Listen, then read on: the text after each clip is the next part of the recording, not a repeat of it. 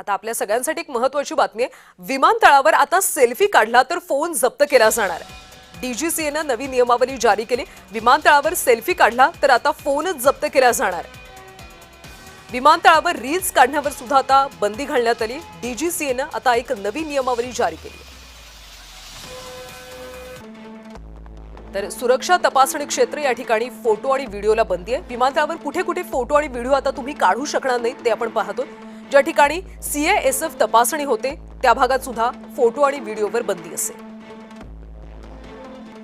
Boarding gates, धावपट्टी, विमानांचं parking क्षेत्र आणि विमानतळावरचा बस प्रवास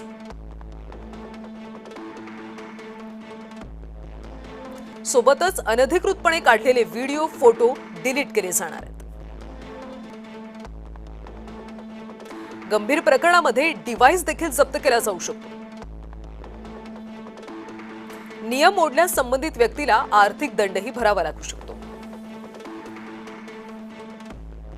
आणि या सगळ्या बातम्यांसोबतच बुलेटिनमध्ये आता आपण इथेच थांबूयात। नमस्कार।